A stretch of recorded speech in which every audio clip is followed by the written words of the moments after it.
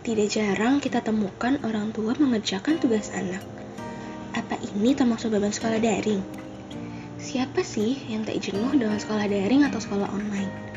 Baik anak maupun orang tua yang mendampingi prosesnya, perlahan-lahan mulai lelah, jenuh, dan kewalahan berjibaku dalam beban tugas dan juga sesi pembelajaran secara daring.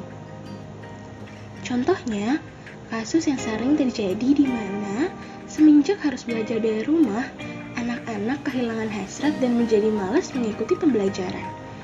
Meskipun selalu mengikuti sesi Zoom atau Google Meet setiap hari misalnya.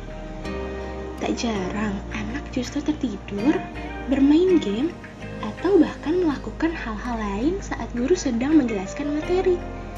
Kemudian, saat harus mengerjakan tugas, dia tidak tahu apa-apa. Pada awalnya, mungkin orang tua hanya ingin membantu sesekali. Namun, seterusnya orang tua juga ikut turun tangan, bahkan dalam saat ujian. Biar cepat, saya pusing dia nggak paham. Apalagi saat ujian, ya mau gimana lagi? Kalimat tersebut sering sekali menjadi alasan oleh para orang tua. Padahal, orang tua menyekolahkan anak untuk menuntut ilmu dan pengetahuan, bukan? Tapi kenapa jadi semata-mata hanya untuk nilai? Jika tugas yang mengerjakan adalah orang tua, lalu apa yang anak dapatkan? Jadi, sewajarnya orang tua hanya mendampingi anak selama sekolah dan bisa mengingatkan untuk mengerjakan tugasnya, bukan malah mengerjakan tugas anak. Menciptakan suasana yang nyaman serta kondusif seperti membantu menata meja belajar anak dapat menjadi opsi bagi orang tua untuk mendukung anak agar semangat belajar. Tidak lupa mengapresiasi setiap hal yang dilakukan oleh anak dan membantu cari kegiatan yang asyik saat anak mulai bosan. Lalu, adakah dampaknya jika orang tua mengerjakan tugas sekolah anak? Segala tindakan yang tidak baik akan berdampak tidak baik pula untuk anak dan orang tua.